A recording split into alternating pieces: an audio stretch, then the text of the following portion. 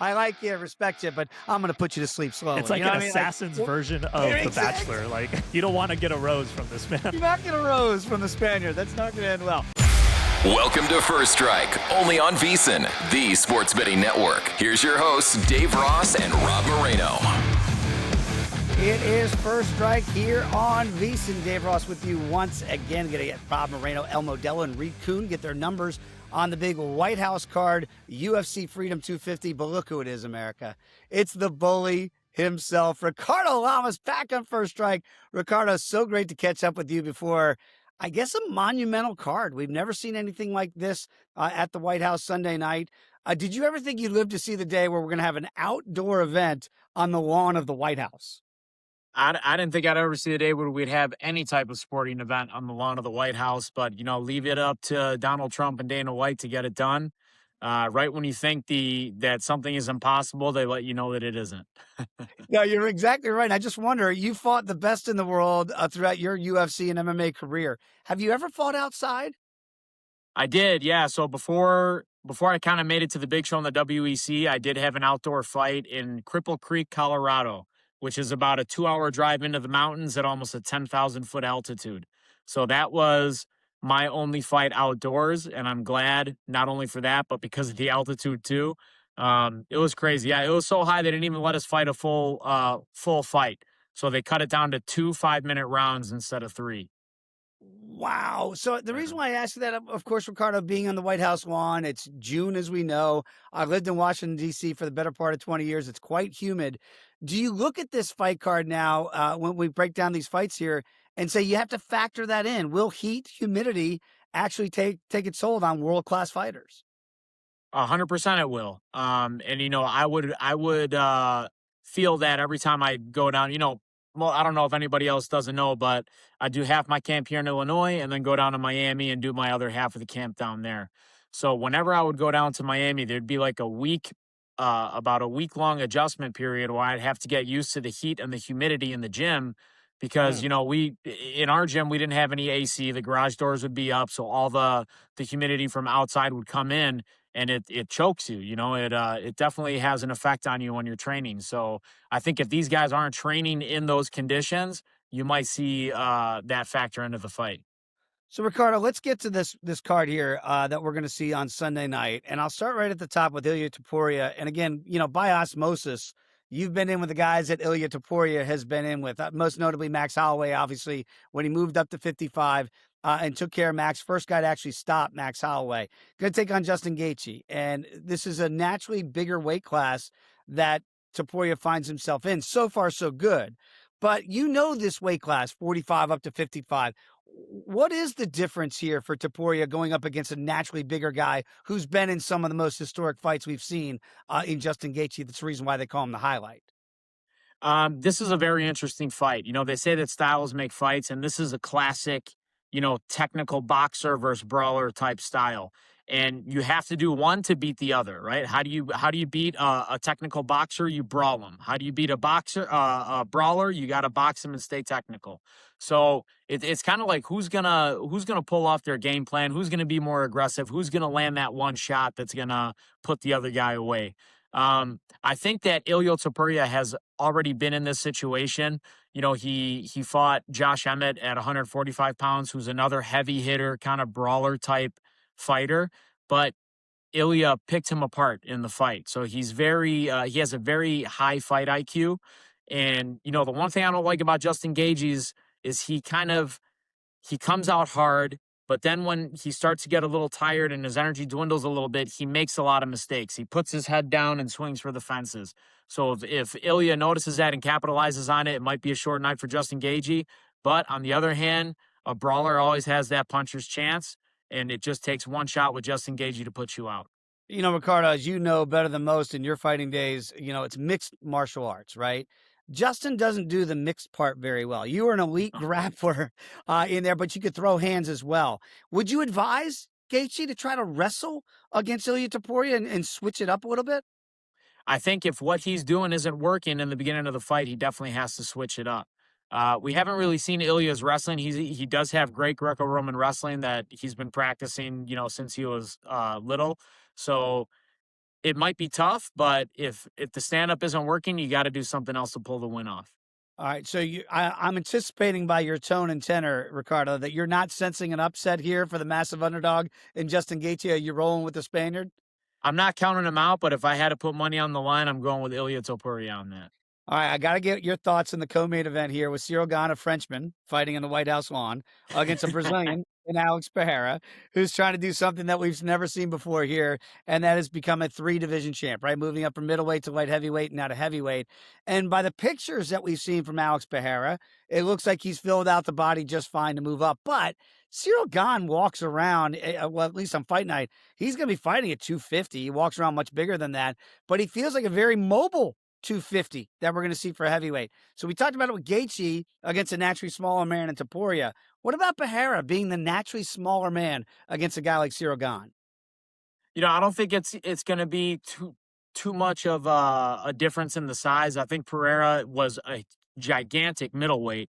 He cut down and probably made life really hard on himself to get down to that weight. He went up to 205, looked great there. So now let's see how he is at heavyweight when he doesn't have to cut any weight at all. And, just mentally that you have to be in a different state of mind when you don't have to worry about the weight cut and there's 100% focus on the fight. Sometimes with the weight cut, it was actually a relief because you're not thinking about the fight. You got to think about how you're going to make the weight and all that. And then after the weight cut is done, then your brain switches, then it's 100% fight mode. So it'll be interesting to see how he adjusts to that without having to cut any weight. But I don't think it's going to be that big of a problem for him. He's a very heavy-handed puncher. Like I said before, how do you beat a guy with heavy hands? You got to be technical, you got to move, and that's exactly what Ciryl Gane's style is. He creates a lot of angles, he's constantly moving, he uses his leg kicks a lot. So this is going to be a great fight to watch. Are we going to get and new? I will be and new for either one, technically. Right. Yeah. Are we going to get history made in the White House lawn, or do you think the Frenchman gets the title here? I think we're going to get history made. I'm leaning towards Alex Pereira on this one. Wow. Okay, let's go back to your old weight class here at 145 pounds. It's the first fight of the night. Diego Lopes is a fighter that I really like. I think the UFC really likes the Brazilian. Again, another guy that sometimes doesn't utilize the mixed and the MMA part of it and stands and bangs a little bit like the Volkanovski fights, and it didn't go his way. Against the Mean Machine and Steve Garcia, who seems like he's got a real chip in his shoulder as the underdog in this fight. What do you anticipate from the Brazilian? Will he take the fight down to the ground and look to use that BJJ? Because I think if he stands and bangs with Stevie Garcia, we could get an upset. Yeah, I mean, when you stand and bang with anybody, it's a toss-up. It's a coin toss. But Diego Lopes has got an iron chin and he's got heavy hands. Steve Garcia is a guy that he's kind of been flying under the radar, but he's coming off of a 7-fight win streak. So he's really put in his time, put in his dues, but I think that this is going to be his biggest test in his UFC career. So, I don't know. Steven Garcia, he's got to watch out for that Super Nintendo, what is that video game where the guys do something before Punch Out? He's got that Punch Out tell. So he's got to watch the chin scratch because that big overhand is coming after that. You fighters don't miss a beat, Ricardo. You notice that he does every single time. That punch is coming next. Right here. Let me ask you about a couple of wrestlers on this card. And Bo Nickel taking on Kyle Dawkins. And again, Bo Nickel probably wants to utilize hands a little bit more, but you feel like it could be an easy night if Bo does what he does best, and that is grapple. Yeah, I think Bo needs to get back in the win column, and do what he does best, take the guy down, choke him out. Because, the longer you stay on the feet, it like I said, it's a coin toss. It takes one punch to put somebody out. So Bo needs to get back to his roots in this fight, take the guy down, get a quick win, get back on the winning track, and, continue with his career. That's exactly the way I see that fight. I want to ask you about Mauricio Hufi from the Fighting Nerds here in the lightweight division against Michael Chandler, who kept waiting and waiting for a Conor McGregor fight. Actually, I think, Conor called you out more than he ever called out Michael Chandler. So what do you make of Chandler now as a massive underdog against Hufi? Obviously, he's got to get inside that reach, Ricardo. Would you say to Michael Chandler, I know you became a striker here.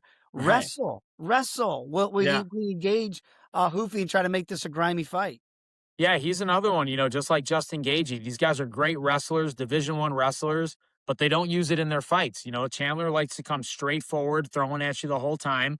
But Roofy is not a guy that you want to do that with. He's a very technical striker. He really impressed me in his last fight.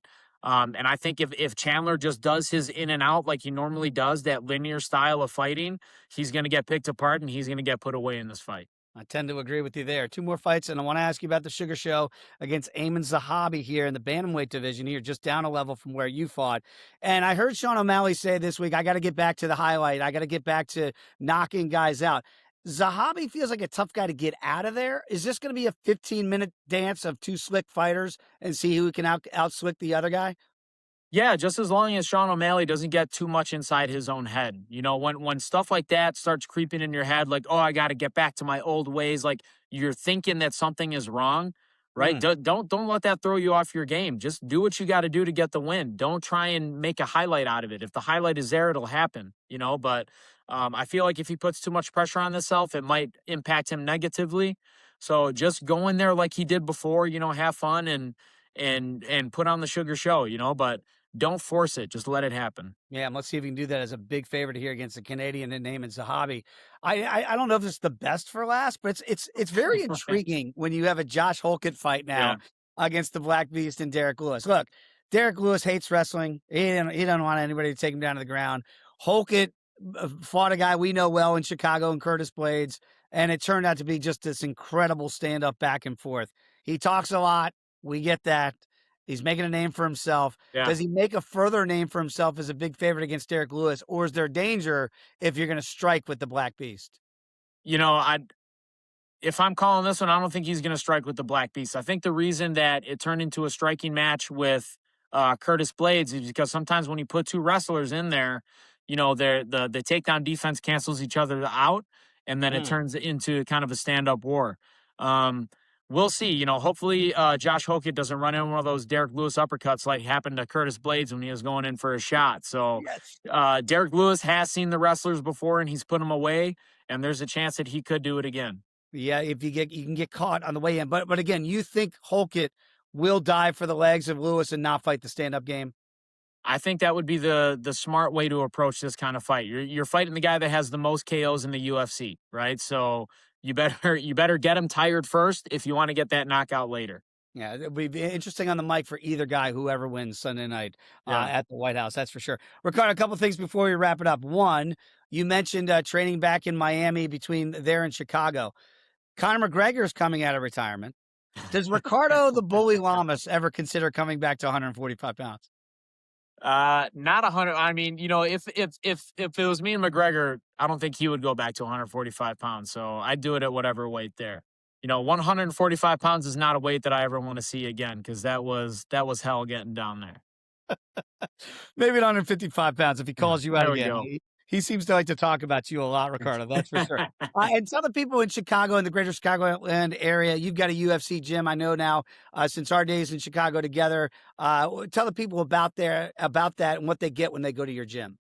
Yeah, UFC gym in Naperville, Illinois. And you can get anything that you want there. If you're just looking to kind of use martial arts as a way to get in shape and lose weight, we have classes for that. If you're looking to learn Brazilian Jiu-Jitsu, if you have aspirations to fight or just want to learn how to defend yourself, I kind of head up those classes, so you can come there, learn directly from me. And it's just a great family environment. I love hearing from members. We have members that have been in gyms, in and out of gyms for the past 30 years. And they come up to us all the time and say, this is the best gym I've ever been to. And that really feels good when I hear that, because, as the owner, that's what I want. I want to create a great environment for every man, woman, child that walks through our doors. Very, very cool. So you're not 145 pounds these days. What's the walk around weight? And I know it's going to be blank, whatever it is, sexy. I'm getting down there, right? And we got the My Zones at the gym, and right now the Bully is number 1 on the leaderboard in MEPS. So you better believe it. I'm coming with the fitness, buddy. You are the best, Ricardo Lamas. Everybody, check out his gym there in the greater Chicago area. Ricardo, really appreciate the time, and always great to catch up, brother. All right, man. I'll talk to you soon. There he is, the Bully, Ricardo Lamas. But as you see, America, a very nice guy in real life as well. Talking more with Reed Kuhn and Rob Moreno next, right here on First Strike.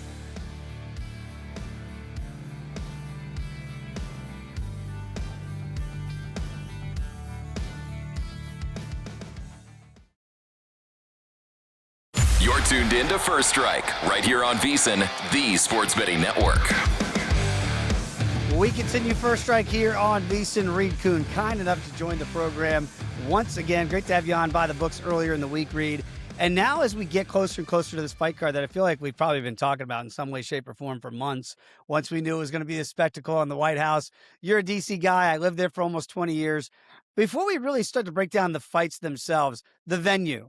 I mean, I've never seen anything like this. Ricardo said he fought back in his day in Colorado and the altitude outdoors, but this is not normal for these guys.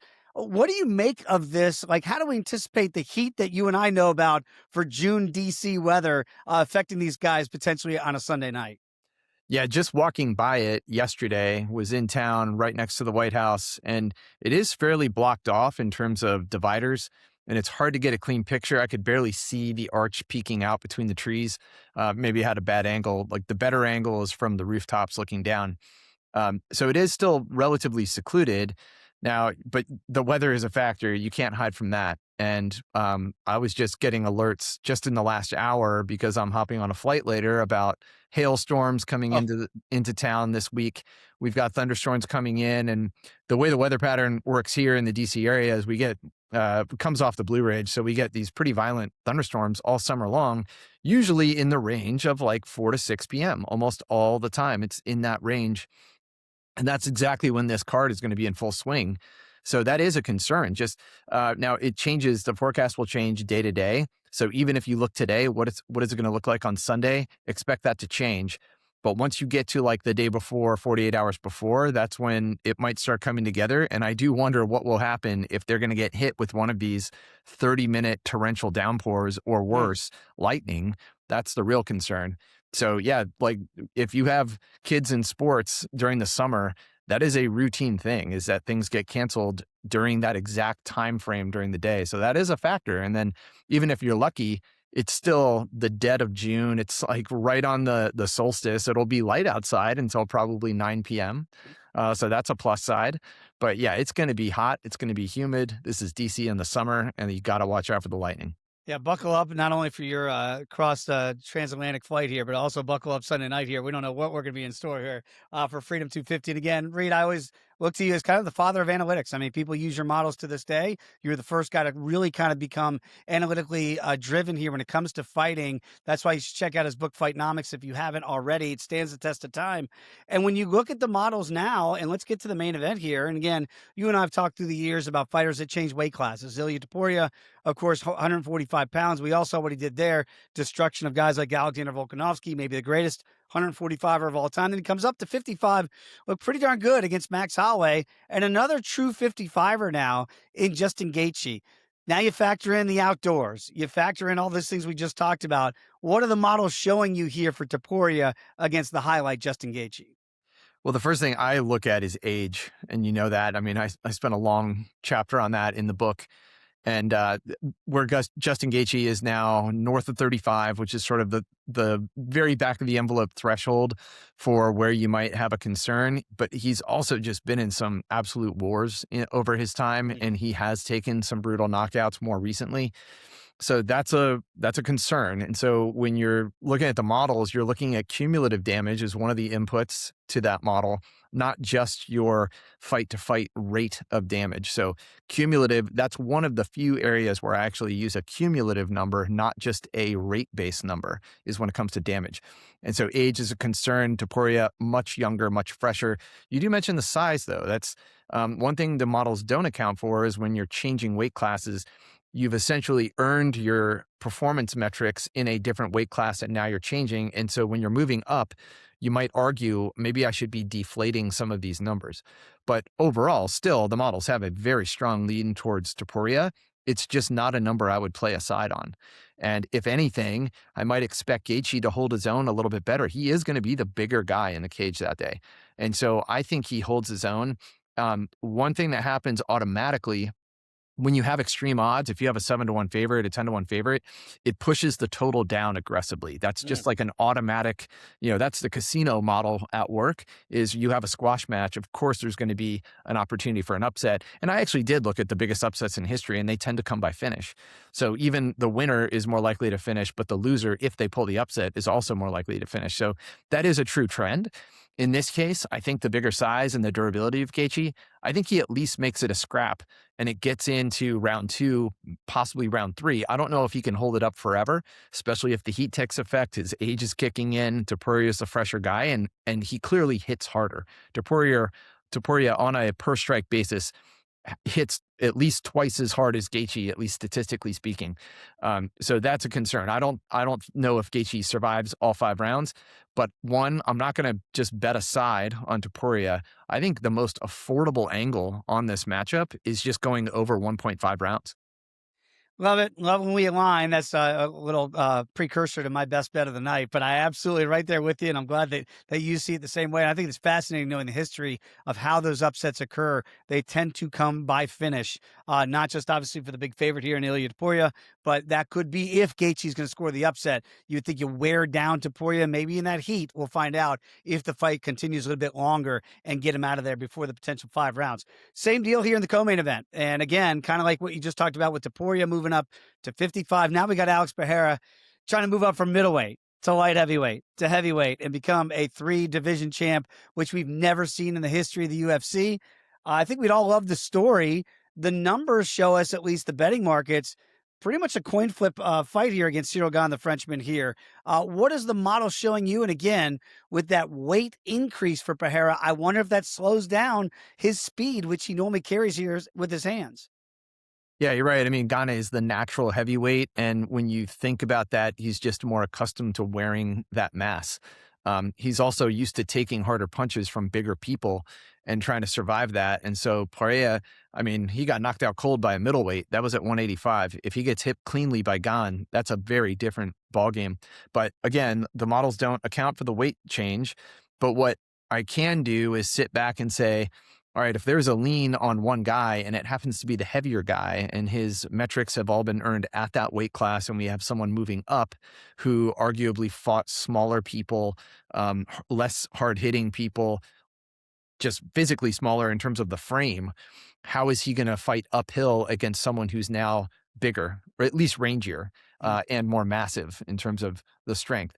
So that's an after-the-fact consideration. In this case, first of all, the odds are split, so I did have to run this 2 ways, and the lean was on Gane. I would be betting Gane as a mild, plus 100, and I would still bet him as a minus 120 favorite. And so it's not a massive bet, but that is a lean and is at least consistent. So sometimes, because odds are so predictive, when I flip it around and look at a fight both ways, I end up going with the favorite both times. And so that's when I know this is truly a coin flip and I should probably walk away. In this case, I didn't see that in the results. And then you factor in the weight change that at least is not working against me. So what happens to 2 big guys in the heat again? That's another unknown. It's certainly not in the models, but from a performance standpoint, at least the statistics are leaning towards Gane. And so that's, it's great to play someone almost at even money or plus 100 if you can get it. I think it's fascinating too, and you keep bringing up a very good point about that heat factor. That total sitting at 2.5. So we don't know how that's going to affect these guys, especially these big heavyweights, as you alluded to. Reed, this is all kind of the theater of the unknown for the heavyweights in that heat in DC that we're going to see Sunday night. And I'm right there with you. And again, I'm so glad when the models align. I like the Gane side here. And I thought the Frenchman looked more ready for the big challenge against Aspinall before the eye poke there. He did not look ready against John Jones. I think we can all agree to that. And I think he'll be more ready this time around against the Brazilian. Something you and I talked about on By the Books earlier in the week was Sean O'Malley against Eamon Zahabi. I don't want to say that they're mirroring fighters here, the Canadian against the American, but both guys very slick. And Sean O'Malley talking out loud about how I need to get a knockout. I need to get back to being the sugar show and putting on a show. Does that concern you at all when he's a massive favorite here to get it done against Zahabi? Listen, I've faded him against wrestlers in the past and against Marab twice, but O'Malley is still one of the most accurate strikers in the UFC, and part of that comes with his just unnaturally long range. He's such a wiry guy. He's going to come in with a bigger frame than anybody in his weight class, and that enables him to use the reach, or at least for most guys. You know, look at John Jones, very effective using his long range. When he has the reach advantage, he uses it, and he becomes very accurate. There's occasionally fighters who don't use it, and that's a glaring red flag for me. But O'Malley absolutely uses it. He has that advantage. He's going to have it here. He's going to be the much bigger frame guy, not necessarily, strength guy. But if he uses it well and he keeps that range and pops a jab and lands those sniper shots, yeah, he's going to have kind of a field day with Zahabi, who's going to be forced to go uphill, try to close the range because he's being outgunned. So it does feel like an uphill battle. Now, Zahabi has been doing that successfully, and I almost don't know how he has done it that well. So Zahabi should be a game opponent. Again, I do think this goes into the later rounds. So if anything, we have a steep odds situation. O'Malley is a very big favorite. Does that push the total down? Everybody's expecting the knockout. I just think Zahabi should grit it out a little bit. When I run the models based on the current price, there is the tiniest fraction of a unit of value on Zahabi if you can get a high enough return on him. And maybe that's just because the durability, who knows what happens after the second round in terms of the heat. He is a grinder. He's been dropped and then comes back and wins, which is a very interesting, gritty trait. So can he do that? Again, he is undersized. He is much older. And O'Malley is the more accurate, sharper striker. But Zahabi is kind of good everywhere. He's a grinder. He's been in that TriStar gym with his brother who made George St. Pierre into a champion. Yep. So there's something in the water up there, and maybe he can grind it out. I don't know if I want to, if I were to take a sprinkle, it'd be Zahabi by split decision. You might get plus 800 on that. But just betting that he can hang in there a little bit longer than we'd expect, I think that is the most affordable play. I want to get one more thought on maybe the people's fight, if you will, and that's Josh Holkett against Derek Lewis, two Americans in there, two big boys. You talk about Zahabi having the penchant, if you will, to come back from near defeat. We saw that with Holkett against Curtis Blades. Looks like he was out in that fight and somehow comes back and gets the W. Not really technically sound. We know he can wrestle, but if he stands and trades with Derek Lewis, is that going to work out well for the Incredible Hulk? I don't think standing and trading with Derek Lewis has ever worked out for anybody. And I think people realize he does unfortunately fold pretty quickly. He's 41 years old. Now Holkett coming in, he's 13 years younger, almost 13. That is a ridiculous age gap, and everything about this stat line is absurd. Just the numbers on both sides of the equation. Derek Lewis has a crazy number, which is his knockout ability. And his size, he's going to be much, much bigger and rangier than Holkett. He's also pretty old. And when he doesn't get that knockout, he folds pretty quick. Especially, we've noticed you work the body with him and he crumples. And so if Holkett is smart, then he deploys that game plan, gets a little careful, doesn't get too wild, grinds him down, get him against the fence, work the body. And as soon as Lewis hits the mat, I think it's over. But Holkett has this glaring liability where he was hit with every other power punch from Blades. He wasn't even barely trying to avoid those punches. He was just ducking right into them. And I think that's a red flag. So if you think you're going to lay juice, 3-1 on Holkett, be very careful. He might be eating some punches. And with Lewis, it only takes one.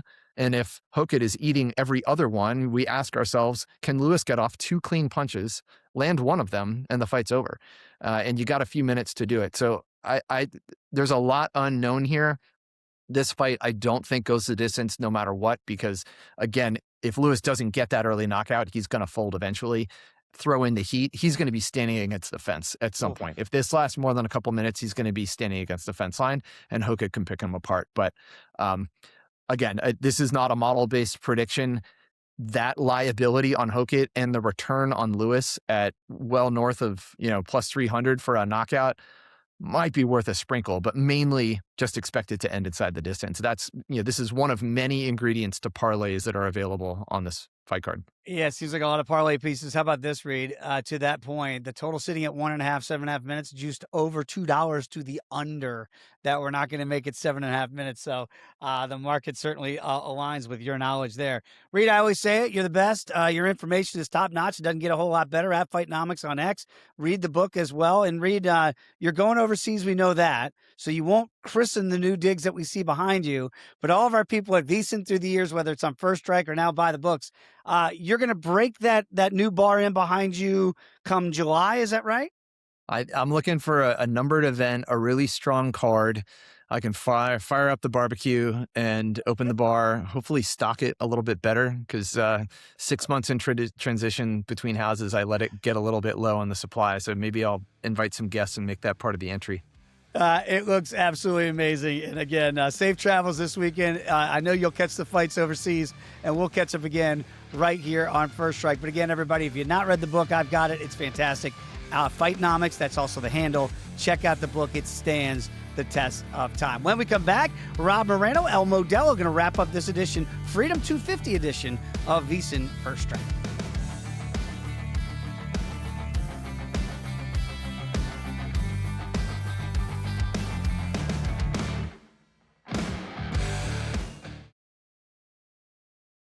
You're tuned in to First Strike, right here on VSiN, the sports betting network.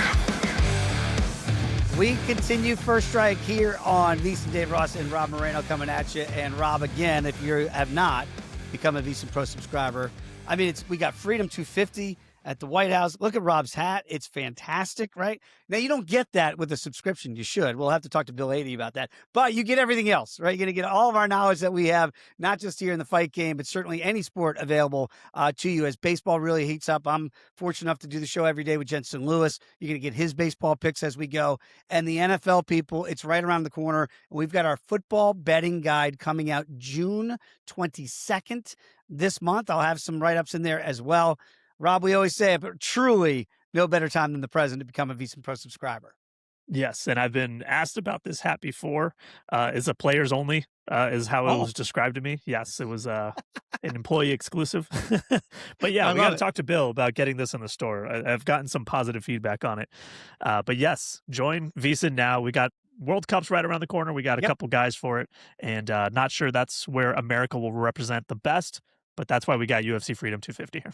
Damn right. Shout out to our guy, Zaid Hussein. He hosted me and you last week. I went to Vegas. It was great catching up with you guys and watching the fights together. Kind of, we talk fights every week, and then we get to break bread and watch the fights in person at Apex. And very quickly, just on that point, because I know that there's a stigma around Apex fights. Now, I'd been to the Apex before, not for a fight night. I had not seen it the way it was, and it blew me away. You saw it. I was like, whoa, the improvements from when I had seen it a year and a half ago, 2 years ago, to the way that they built it out now. I think when I handicap Apex fights now, it might be different than my perception, because I actually think the fighters are very comfortable in there. You and I saw the way they do the seating for the families and the kind of that up close and personal feel that those fighters have. I understand now why that's not going away and why Dana White and the organization utilizes it. I know the hardcore fans might go, oh, should never have fights at Apex. I have a completely different tune after seeing it up close and personal. Yeah, I don't think it translates to the television product as much, and we kind of talked about that. But I'm the first one to make fun of the Apex TV product, but when it comes to in person as a spectator, my gosh, it was a really cool experience. I mean, I talked about it on my podcast, Fighting with Numbers, but I mean, you can hear the guy on the opposite wall to the guy at this wall because it's such a tight, small, intimate venue. And you're right, it's been enough time now where I think handicapping the fights a little differently, because I think they're very comfortable there. I think it's almost intimate enough where maybe the pressure's off. The pressure of performing in front of, thousands and thousands of fans kind of alleviates when you got your buddies and your family standing right behind you and you can hear them cheering you on. So very cool. Shout out to Zaid for having us. and you made mention of it as you and I were watching the fights with Zayd, there were a lot of finishes early in that fight card, right? And we didn't, that's kind of the misperception. Oh, it's going to be like a sparring session. Everybody's going to go the distance. That is not the case. It does feel like they know they're going in there and it's about business. Shout out to the Lou Fitzgerald About Business podcast. So, so it was a great wrapping that up. And by the way, I did meet callers. We saw Carlos Ulberg, some other fighters there. I saw Russell Westbrook was there, famed NBA star, which was bizarre.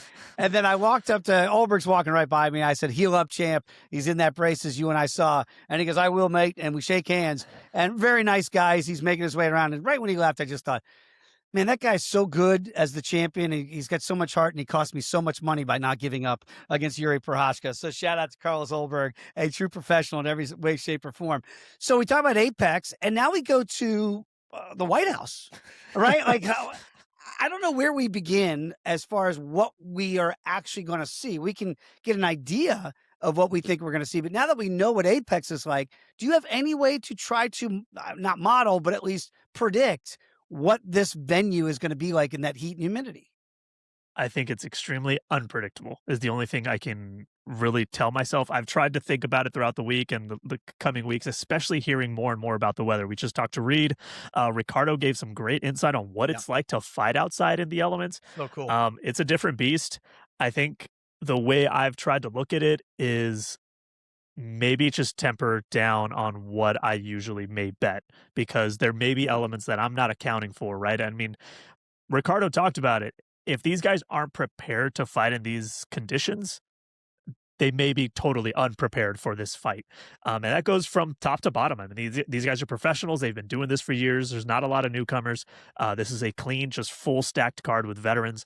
And it's just, there are things I can't even, I mean, I've never been to the DC area, but all I continue to hear is it is humid. There's going to be bugs. It's going to be just moist in the air. Like all these things that I'm like, are these guys ready for that? I don't know. I don't know if I'd be ready for it, just being being around it. Like I grew up in Florida, so I'm used to humidity, and I know that's a different animal, man. It's like it does kind of suffocate you when you're trying to do, sports outside. And just, I mean, your body's going to be, these guys are going to be so sweaty. I mean, Derek Lewis may pass out by the time he makes it to the octagon. But by the way, in all seriousness, Rob, I think that's so smart to say that, like, we've got fights, I've got plays, we'll give those out, but we really don't know how that's going to affect those guys. And by the way, being there for 18 years, like I was in DC, covering training camps in Ashburn, Virginia, and that's a little bit out in the boonies compared to being in DC proper. And I've been to the White House many, many times through the years. It is oppressive heat. It really is. And it's supposed to be in the 90s, humidity close to 100 degrees, that real feel that they're going to get. We'll find out if we get weather storm, showers coming in, which could cool it off a little bit, but it's still going to be muggy. There's no doubt about that. And that makes more bugs. Right? That makes more bugs. I mean, can't you see Derek Lewis right now? Like, oh my God, there's bugs everywhere. Stop this stuff. Let's talk about the first fight in the card, because I lean to the Diego Lopez side, but I'm nervy that, talking to Ricardo, right? He kind of gives away his tell as to when the punch is coming, right? We always talk about that with Diego Lopez. And if he doesn't wrestle Stevie Garcia, now look, the Mean Machine he wants to put your lights out, right? He's got a chip on his shoulder. I think he feels like he's being undervalued, at least on this card. He's fighting on a White House card. I don't know how undervalued he should actually feel, right? But I think Lopez should not grapple, but, get the fight to the ground and use that Brazilian jiu-jitsu. To me, that'd be the best way. You and I talk about it all the time. Bilal Muhammad didn't even wrestle when we were there at the Apex, and fighters not using their skill set. What is the model showing you? Because if it stays stand-up, Garcia could be a live dog. So I don't think he's being undervalued. I mean, he's outside of the co-main event. These are the shortest odds you can find on the card. Like, this is a great fight, especially to open up the night. So Diego Lopez, man, it's so hard to watch his record and his resume, because like you pull his last three, he's 1-2, but those two are Alexander Volkanovski, one of the greatest featherweights we've ever seen, and they're frustrating fights. I know that's why you're kind of sighing, because he brought the same game plan 2 times in a row and thought he would get a different result. Right. 10 rounds of the exact same. But outside of those 2 title fights, man, he's been essentially unstoppable. 5-fight win streak before he got to Volk the first time, and you squeeze in that a very impressive TKO win over Gene Silva, and you remember, man, he is an elite featherweight. It's just, unfortunately, I don't know if he gets another title shot. We'll see. Maybe give it some time. Steve Garcia, though, he is every bit of the mean machine. 7-fight win streak, 6 by knockout in that 7-fight win streak. His last win was a knockout over David Onama. He will have a 3-inch reach advantage, 75 inches.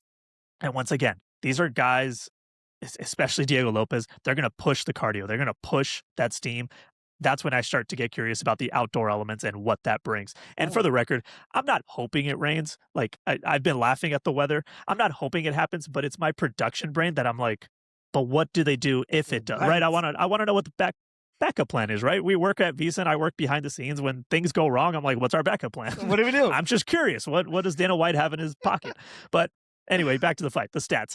XR percentages. Diego Lopez, unfortunately, he's very low. He's 47% XR percentages, but it's his fighting style, right? He gets in there, he gets in some wars, and let's face it, 10 rounds with Alexander Volkanovski, where he essentially loses every single one, brings that down something around 47%. He does win every other fight, but he does get into those fights, those kind of just wars of just back and forth where he's willing to just go toe-to-toe with the guy. Steve Garcia, 70% XR percentage, so he knows how to control fights. Now, this is, I do agree with Reed, this is definitely his toughest test. This is definitely a step up in competition for Steve Garcia. Lopez, this is where things get interesting, is in their striking. He does land 4 significant strikes per minute. Garcia lands 4.84. It's in the absorption. The differential for Lopez is negative 0.58, so he's absorbing 4.5 per minute, whereas Garcia, his differential is 2.96. So he's only absorbing 1.87.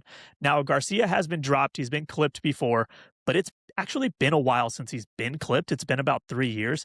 I think he's starting to learn how to protect that chin, how to protect himself better. He's got a 67% head strike defense now.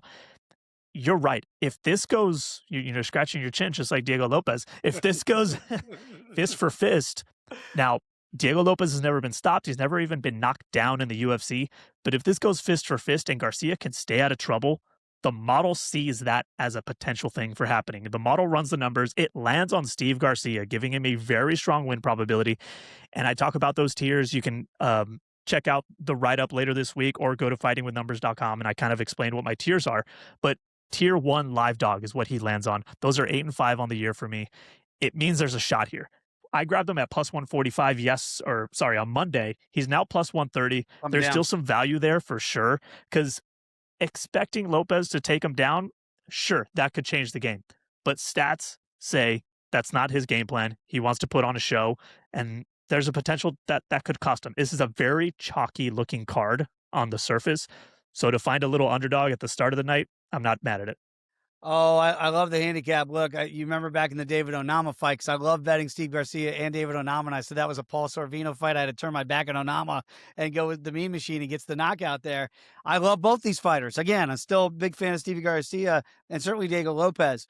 Do I want to lay the price? If it keeps coming down, if we get this closer to $1.20 to Lopez, I don't think it'll get that far down. Then I might take a stab on the Brazilian there. But here's what I would look at now. The over 7.5 is minus $1.40. That's much more digestible to me if you're looking at the Lopez side to make Garcia work, right? First round firefight, I favor Stevie Garcia. Like, if you tell me this fight ends in the first round, that tells me Steve Garcia does what he does. He gets in there and knocks out and stuns the crowd, limited crowd that's going to be there, in the first 5 minutes. If Lopez is smart, and I do think he's smart, and if he wants to keep his standing of where he is potentially work his way back to yet another title shot, then he's got to be careful with with Garcia early. And that means getting into a second round, making Garcia know that I'm not like these other, not bums. I'm not like these other guys, because none of those guys are bums. Onama's an elite athlete, right? But like, I'm not those guys. This is different level. You're fighting one of the tip of the spear guys. Shout out to our guy Britton Hess coining that phrase. But that's what Diego Lopez is. So to me, I'm going to be looking at that over 1.5 at minus $1.40. Hold my breath for the first 5 minutes. First card, at the White House. You want to put on a show in front of the president? Just calm down, boys. Take your time. Let's get into that second round, and that's probably where I'm looking. A couple other model projections, and I want to get to the co-main event. And look, I do feel better when your model, when Reed Kuhn's model sees what I've seen. And we've talked about this fight for a month now. and I bet Ciryl Gane a long time ago at -1.10. Now I thought then, boy, maybe I should have waited. I could have gotten a better number. I did get the better number. I really thought the public money at some point would come in on Pereira. It might still. It might happen before we get to fight time here Sunday night. But what are the numbers showing you? I did see pictures of Pereira. He looks massive, but one guy is a blown up heavyweight and one guy walks around at 260, 270, cuts down to about 250. Very athletic guy in Ciryl Gane. Very different physiques, we'll say.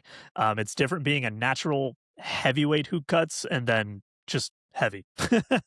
But it'll be interesting. And I kind of want to set the stage because I think this is, not taking away from anything from the card, not taking away from the main event. This fight's special, right? We got history on the line. Yes. Alex Pereira moving up to heavyweight to challenge for a third division belt. If he pulls it off, he becomes the first 3-division champ in UFC history. What a moment that would be. And think about the journey he took to get here, right? I mean, he captured the middleweight title after just 3 UFC fights. Now he had history with Adesanya, but he gets there, knocks him out, takes it away from the king at the time. He does lose it back to him, but instead of sticking around, he moves up to light heavyweight. What a challenge now for him. Makes an immediate splash, ends up defeating Yuri Prochazka a couple times, but he does have a nice 3-title run there, drops the belt to Ankalaev, wins it back, but thinks, hey, I want more. So he vacates that belt, moves up to heavyweight, and that's where things just, it's a remarkable run he had, and what a challenge for himself to move up one more weight class to challenge what is essentially, outside of Aspinall, the next man up in one of the toughest heavyweights in the division. But on the other side, Ciryl Gane, this will be his 5th title fight in roughly about 5 years. That's actually very impressive. He won the interim belt in 2021, has lost 2 other title shots along the way, obviously. Somehow, the eye pokes turned into another title shot, but as we said, he did look good until those eye pokes. So he's now earned another title shot. It's rare territory for anyone, especially in only one division. But look, in all fairness, the heavyweight division isn't exactly stacked at the moment. So if you were to look at the rankings, who else do you put in this title picture, right? It's got to be Ciryl Gane. So one man is chasing immortality here. The other man's chasing the belt that he's been chasing since 2021. Something's got to give. Something's going to happen here. So either we get Tom Aspinall rematch or we get a history-making Alex Pereira 3-division champ. And that's super exciting for this heavyweight division because it's kind of flat right now. I mean, nothing against Josh Hokett, but he's already ranked number 5 in the rankings, and that tells you how the division is. But their numbers, I can't account for their size. The weight change, kind of like Reed talks about.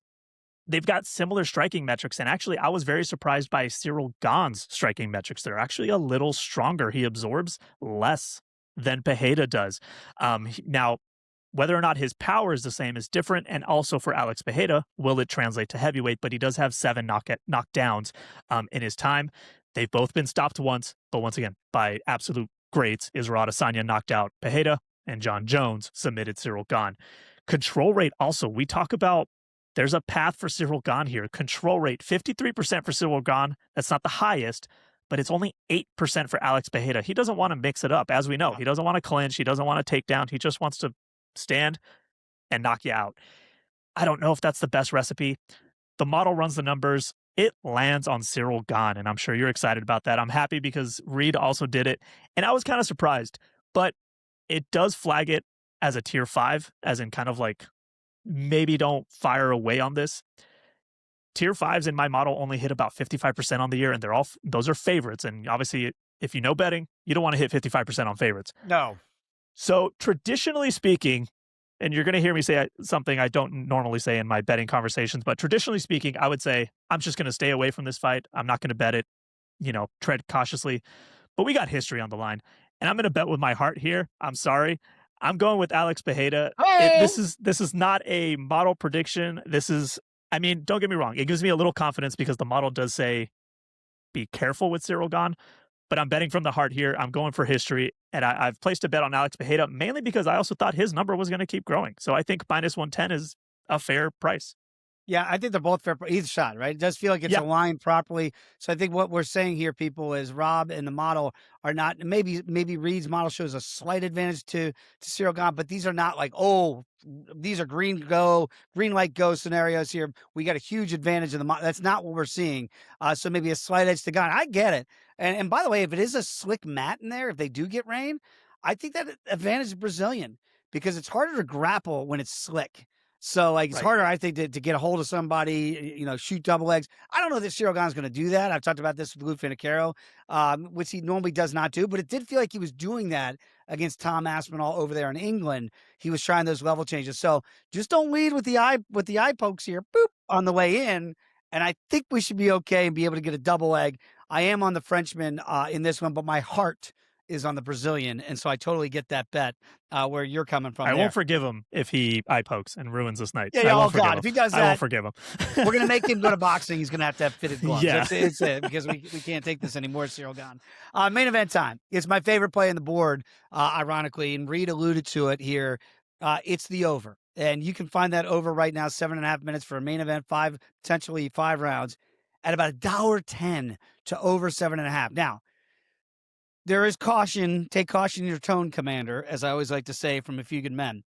Because, before I get too giddy about it, there's bad blood here. And Ilia Topuria put out a video and basically said, I thought you were a good guy. You're not a good guy. I'm going to end you. That's my bad Spanish, sounds Russian impression. Okay, so now you got a motivated Ilia Topuria to take out Justin Gaethje in 5 minutes. He says it's not. This is what Topuria says. It's not going to a second round. And Gaethje's like, yeah, it is. And I'm going to wear you out and I'm going to knock you out later. Right. So I think Gaethje's already mentally preparing for a longer night than maybe Topuria is. That might be neither here nor there, but I'm banking on the fact that Gaethje can weather that 5-minute storm from the Spaniard. There's danger in that, of course, but I think we're going into the second round. Dare I say a third round? I would think Topuria gets him later. But I don't see this as a 5-minute demolition by the Spaniard, and I know a lot of people out there do. I think you have a good handicap there because the guys that he's gotten out immediately are the guys that kind of just come for him, right? Charles Oliveira kind of just, hey, let's get in there and let's trade, and maybe I can get you down, and that never even, it was lights out. So Topuria, 29 years old. Reed talked about the age here. Gaethje is 37 years old. He's weathered a lot of storms. This is actually his second attempt in his career to unify an interim belt. And ironically, last time he also ran into an undefeated fighter, Khabib Nurmagomedov. So we know how that ended. Khabib is still undefeated. Yep. Gaethje does have that 4-inch height advantage, only 1-inch reach advantage. And I want to preface, because we talked about this a lot, that Gaethje will be the bigger man. He looks physically bigger. Max Holloway was also 5'11". Charles Oliveira was 5'10". Size hasn't necessarily stopped a man like Ilia Topuria. And actually, it reminds me of this quote. I heard Anderson Silva say it. Rickson Gracie said it. If size mattered, the elephant would be the king of the jungle. And I think Ilia Topuria's kind of been that monster. Josh Hokett calls him tiny little man, like everyone wants to threaten him, but no one stopped him. So running the numbers, it goes Ilia Topuria's way. It's just going to. I mean, I've said this before, try to find the flaw in an undefeated man. It's very difficult, especially when you're just doing analytically. But the things that stand out is that Justin Gaethje's XR percentage, 49%. Topuria's up at 71%. And the striking, my goodness, Gaethje, he lands 6.48 significant strikes per minute, but he absorbs 7.05. Yes, that's the proper face, because he has this tendency to use his head as defending the strikes. I mean, even against Paddy, I looked up the stats. Paddy Pimblett landed about 156 significant strikes against him, and that was a fight Paddy lost.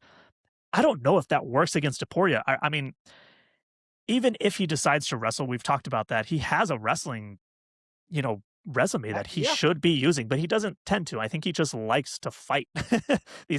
Not all these guys are exactly all up there, and their control rates are actually very similar. And Topuria actually does have a 94% takedown defense, mainly because guys never actually get the chance to really implement that game. But even when they haven't gotten him down. Ilia Topuria gets an 87% win probability from the model. It doesn't account for weight classes, obviously, but he's a tier 1 favorite. Those are hitting very strongly in my model. But the price, although as crazy as to say, it has come down to minus 500.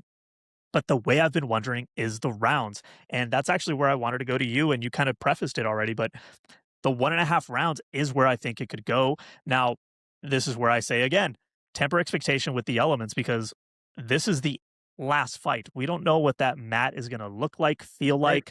So even if Gaethje does want to wrestle, can he? Right now, everything's slick. There, usually fighters get submissions quicker because of the lack of sweat, but these guys may walk out already sweating because of the humidity element.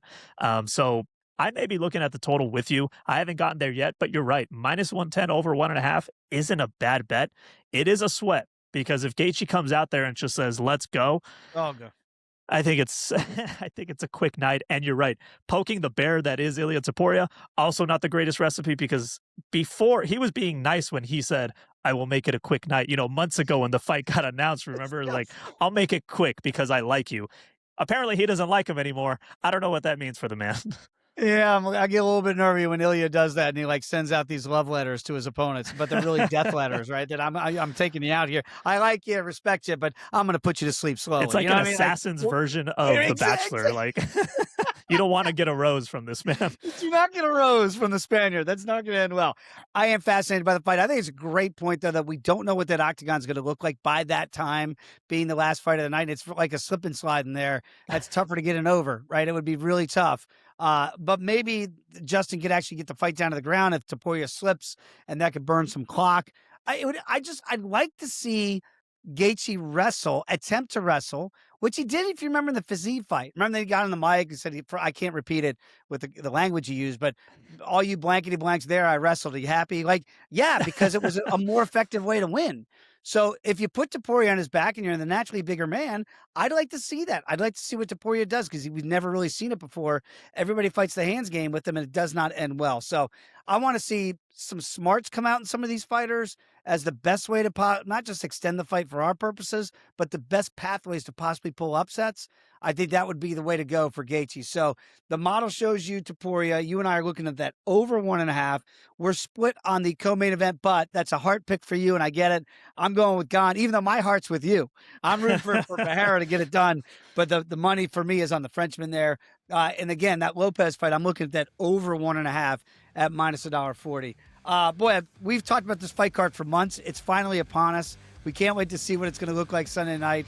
Rob, great stuff as always. And again, give him a follow at the Robbio on X.